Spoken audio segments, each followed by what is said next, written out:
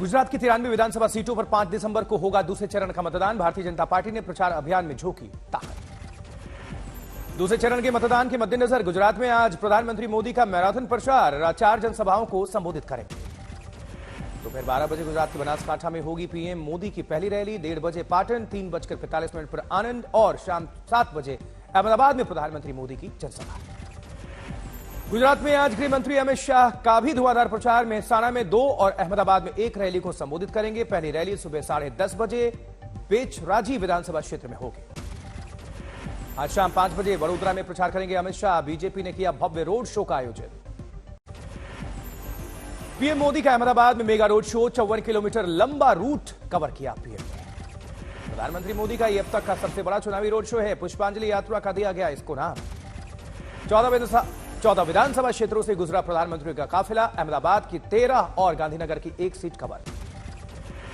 PM ने सरदार पटेल की प्रतिमा पर पुष्पांजलि की अर्पित। सड़कों पर देखा लोगों का भारी हुजूम। शो के दौरान एम्बुलेंस को रास्ता देने के लिए रुका प्रधानमंत्री का काफिला। एम्बुलेंस के जाने के बाद फिर आगे बढ़ा पीएम का काफिला।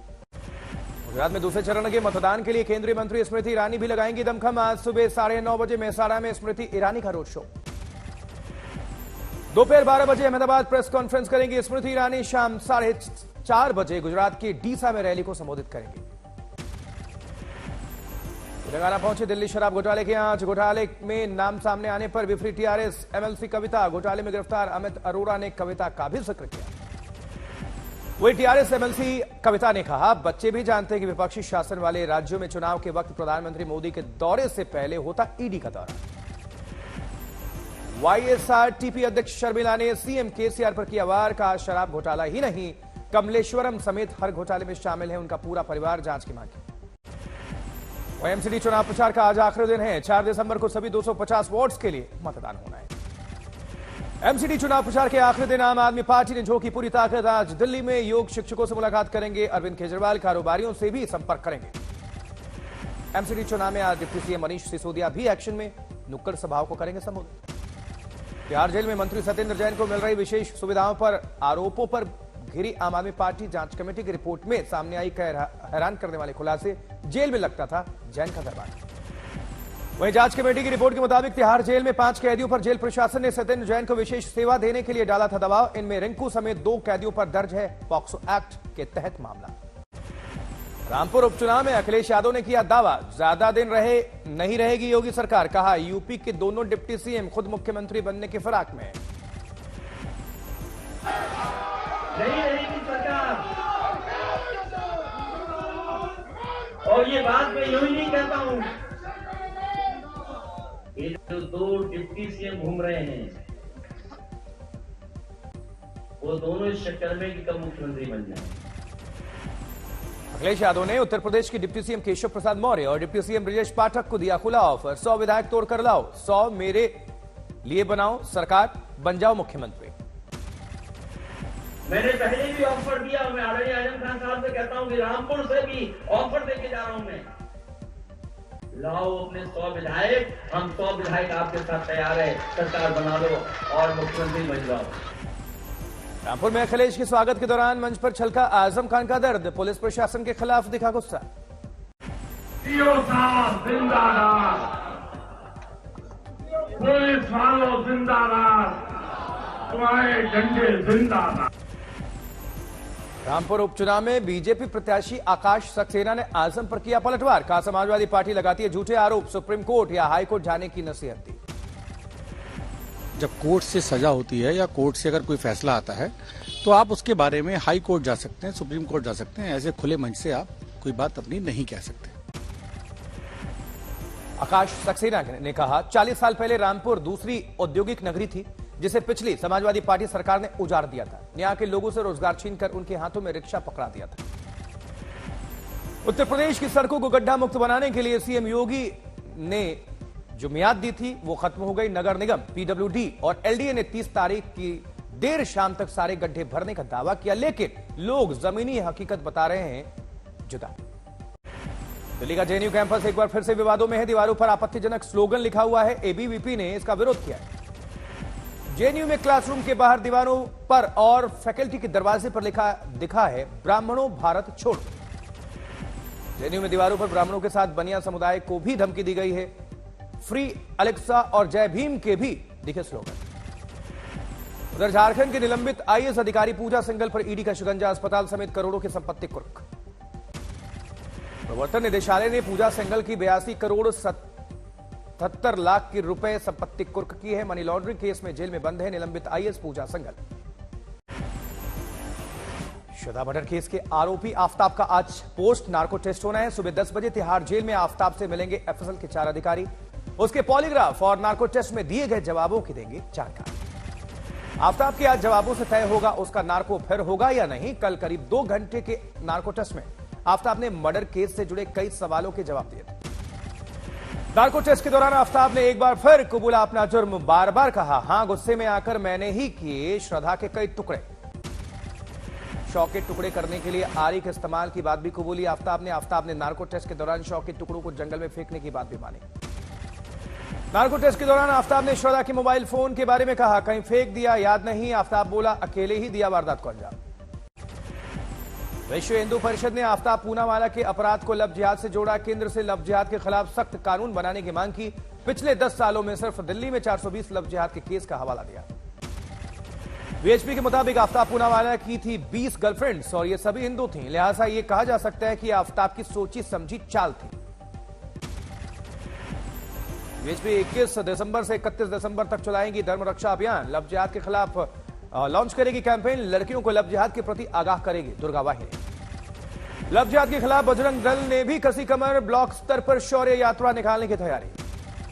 हिंदुवादी संगठनों ने टीपू पैलेस को 100 ऐतिहासिक धरोहरों में शामिल करने का विरोध किया।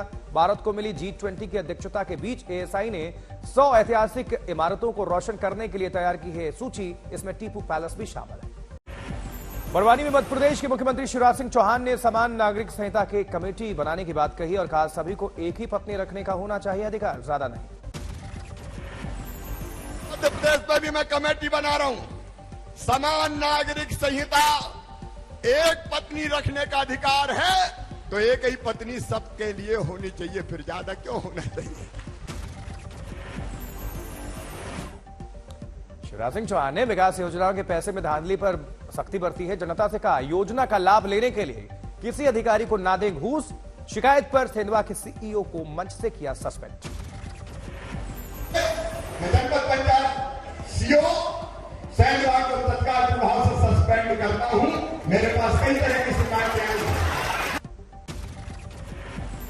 मैसूर में कांग्रेस नेता सिद्धारमैया का समर्थकों ने मनाया अनोखा जन्मदिन। 75 साल के होने पर सिद्धारमैया के नाम का काटा केक। केक पर लिखा था, सिद्धारमैया कर्नाटक के भावी मुख्यमंत्री। वहीं आज तक से बोले हैं सचिन पायलट, भारत जोड़ो यात्रा का कांग्रेस शासित राज्य राजस्थान में होगा भव्य स्वागत। सचिन पायलट ने सीएम अशोक गहलोत को दी नसीहत, भाषा की होनी चाहिए मर्यादा। कहा, मैं दूसरे के लिए कभी ऐसे शब्दों का इस्तेमाल नहीं कर सकता जो मुझे पसंद नहीं। शब्दों का चयन बहुत इंपॉर्टेंट होता है क्योंकि एक शब्द इस चीज से निकल जाए तो वापस नहीं आती, इसलिए बहुत सोच समझ के हमें अपने शब्दों का प्रयोग करना चाहिए। सचिन पायलट ने कहा, पार्टी अनुशासन बेहद जरूरी है, कोई भी पार्टी से बड़ा नहीं, ये बात छोटे बड़े सभी को समझा दी गई। कांग्रेस अध्यक्ष मल्लिकार्जुन खड़गे की पीएम की तुलना रावण से करने पर बोले पायलट। खड़गे के बयान को ट्विस्ट किया जा रहा है। कहा, मोदी इतने बड़े नेता हैं, उन्हें सिंपैथी लेने की क्या जरूरत है। तमिलनाडु के रामनाथपुरम में मछुआरों के जाल में फंसी दुर्लभ प्रजाति वाली 2 डॉल्फिन मछलियां समंदर में वापस छोड़ा गया इन्हें। अमृतसर में पुलिस ने किए 2 गैंगस्टर गिरफ्तार। बरामद किए गए 5 हथियार। सीसीटीवी फुटेज की मदद से इनकी गिरफ्तारी हुई। वाराणसी में पुलिस उत्पीड़न के खिलाफ नाव संचालन ठप करके हजारों नाविकों का प्रदर्शन। नहीं करेंगे अब किसी भी राहत बचाव कार्य में पुलिस प्रशासन की मदद। यूपी के बुलंदशहर में मुठभेड़ में पुलिस ने 2 अपराधियों को घायल किया। आरोपियों ने की अपराध छोड़ने की बात, वीडियो वायरल।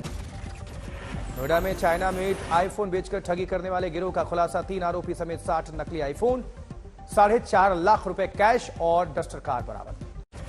यूपी के फिरोजपुर में महिला टीचर पर छात्रों ने किया तलवार से हमला। टीचर ने स्कूल में मोबाइल के इस्तेमाल पर लगाई थी रोक। राजस्थान के करौली में छात्र पर फायरिंग करने वाले 3 आरोपी गिरफ्तार। शराब पीने से टोकने पर शराबियों ने इन पर हमला किया। इस बीच जोधपुर में टैंकर और कार में जबरदस्त टक्कर। कार में लगी भीषण आग, ड्राइवर की जिंदा जलकर मौत। राजस्थान के करौली में न्याय की तलाश में धरने पर बैठी शहीद की वीरांगना। कलेक्ट्रेट के सामने चल रहा अनिश्चितकालीन धरना, पैकेज राशि हड़पने का आरोप। वहीं महाराष्ट्र के अमरावती में रेत तस्कर ने पुलिस पर ट्रक चढ़ाकर मारने की कोशिश की, बाल बाल बचा पुलिस अधिकारी। मामले में 2 आरोपी गिरफ्तार। एमपी के रायसेन में जवाहर नवोदय विद्यालय के प्राचार्य ने पढ़ाया संविधान का नया पाठ। कहा कि भीमराव अंबेडकर ने संविधान की एक लाइन भी नहीं लिखी। संगठनों ने जताया आक्रोश। उधम सिंह नगर में प्राइवेट बस हुई दुर्घटनाग्रस्त। घटना में बस में बैठे एक यात्री की मौत, 6 से ज्यादा यात्री जख्मी। जबकि चंद्रपुर में टाइगर रिजर्व के बफर जोन में 2 बाघों की मौत हो गई। एक ही दिन में 2 बाघों की मौत से मचा हड़कंप। अनुमान है कि दोनों आपस में भिड़ गए थे, इसलिए मौत हुई। कानपुर में युवती से रिक्शा चालक ने की छेड़खानी। रिक्शा चालक को मिली तालिबानी सजा, खिड़की से बांधकर लोगों ने जमकर की पिटाई। हरियाणा के यमुनानगर में प्लेसमेंट कंपनी में जॉब कर रही छात्रा ने आत्महत्या कर ली। 2 महीने में 2 छात्राओं ने कॉलेज की छत से लगाई छलांग। पुलिस ने जांच शुरू की। यूपी के बिजनौर में शातिर अपराधी ने अपनी कार में अज्ञात युवक को जलाया जिंदा। कर्ज से बचने के लिए खुद को मृत दर्शाने के लिए दिया घटना को अंजाम। क्राइम पेट्रोल देखकर षड्यंत्र रचा। यूपी के मिर्जापुर में 50,000 का इनामिया ठग, पुलिस एनकाउंटर में गिरफ्तार। 40 लाख लूट कर हुआ था ये फरार। जबकि अलीगढ़ में 3 फर्जी पुलिस अधिकारी गिरफ्तार। 100 से अधिक थानेदारों को ठगने का बनाया था रिकॉर्ड। इंदौर में ड्रीम गर्ल मूवी की तर्ज पर चल रहे कॉल सेंटर मामले में एक आरोपी गिरफ्तार। हांगकांग से निकले ड्रीम गर्ल कॉल सेंटर के कनेक्शन, ऐप से करते थे ये ठगी। झारखंड के लातेहार में पुलिस को मिली बड़ी कामयाबी। काफी मशक्कत के बाद साइबर ठगी करने वाला आरोपी गिरफ्तार।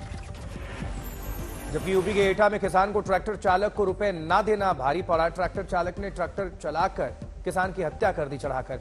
गुस्साए परिजनों ने आरोपी का घर फूंककर लूटपाट की। उत्तर प्रदेश के उन्नाव में कूड़े में पड़ी दिखी सरकारी दवाई। कूड़े में पड़ी दवाई का वीडियो वायरल। आयरन की गोलियां, सिरप और अन्य सरकारी दवाएं भी इसमें पड़ी हुई। सोनीपत में शख्स की हत्या का सनसनीखेज मामला। शराब के नशे में मौत की शर्त में दोस्त ने की दोस्त की हत्या। उत्तर प्रदेश के पीलीभीत में प्रेमी ने शादी से 1 दिन पहले प्रेमिका के साथ आत्महत्या कर ली। मृतक प्रेमी के परिजनों ने प्रेमिका के घर वालों पर लगाया आरोप।